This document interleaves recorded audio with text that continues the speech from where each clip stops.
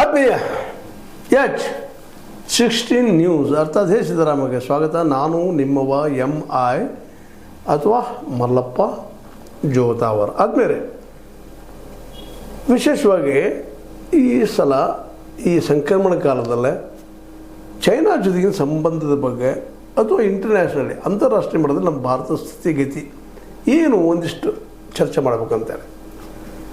ಯಾಕಂದ್ರೆ ಮೋದಿಯವರು ಕಳೆದ 11 ವರ್ಷಗಳಿಂದ ಒಂದು ವಿದೇಶ ಯಾತ್ರೆ ಮಾಡಿದ್ದು ನೋಡಿದರೆ ಇವತ್ತು ನಮ್ಮ ದೇಶ ವಿದೇಶ ವ್ಯವಹಾರಗಳಲ್ಲೇ ಅತ್ಯಂತ ಪ್ರಬುದ್ಧ ದೇಶ ಆಗಬೇಕಾಗಿತ್ತೇನೋ, ಆದರೆ ಆಗ್ತಾಯಿಲ್ಲ.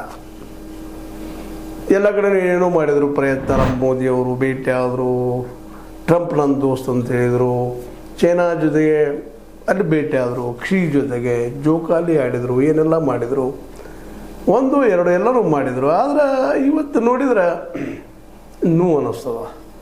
ಯಾಕಂದ್ರೆ ಇತ್ತು ಅಮೇರಿಕ ನಮ್ಮ ಜೊತೆಗಿಲ್ಲ, ಇವತ್ತು ಚೈನಾ ನಮ್ಮ ಜೊತೆ ಇದ್ದಂಗೆ ಕಾಣ್ತದೆ. ಅದು ತನ್ನ ಬಾರ್ಡ್ರ್ ಡಿಸ್ಪ್ಯೂಟನ್ನು ಬಿಡ್ತಾ ಇಲ್ಲ.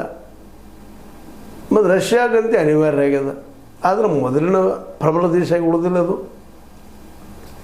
ಇಂಡಿಯಾ ಅದರಲ್ಲೂ ನೆಹರೂರ ಅರ್ಥ ನೀತಿಯನ್ನು ಇತ್ತು. ಅರ್ಥ ನಂತರದಲ್ಲಿ ಮಾತಾಡೋಣ ಅದನ್ನು. ವಿದೇಶಾಂಗ ನೀತಿಯಲ್ಲೇ ನೆಹರೂರವರ ನಾನ್ ಅಲೈನ್ಮೆಂಟ್ ಮೂವ್ಮೆಂಟ್ ನಮ್ಗೆ ಯಾರೂ ಬೇಡಪ್ಪ.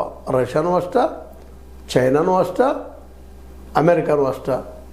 ಆ ಸಂದರ್ಭದಲ್ಲಿ ಭಾರತದ ನಿಲುವು ಭಾಳ ಸ್ಪಷ್ಟ ಇತ್ತು, ಜೊತೆಗೆ ಬಲಾಢ್ಯನೂ ಇತ್ತು. ಆದರೆ ಈಗ 11 ವರ್ಷದೊಳಗೆ ನಮಗೆ ನೋಡ್ರಿ, ಮೊನ್ನೆ ನಡೀತಲ್ಲ ಈ ಲಾಸ್ಟ್ ಟೈಮ್ ನಾವು ಪಾಕ್ ಆಕ್ಯುಪೈಡ್ ಏನು ನಮ್ಮ ಭಾರತದ, ಅದ್ರ ಸಲುವಾಗಿ ನಾವು ದಾಳಿ ಮಾಡಿದ್ದೀವಿ, ಗೆದ್ದೀವಿ, ಖುಷಿ ಪಡ್ತಾ ಇದ್ದೀವಿ ಅನ್ನೋದ್ರೊಳಗಾಗಿನ ಅದನ್ನ ನಿಲ್ಲಿಸೇ ಬಿಟ್ಟರು.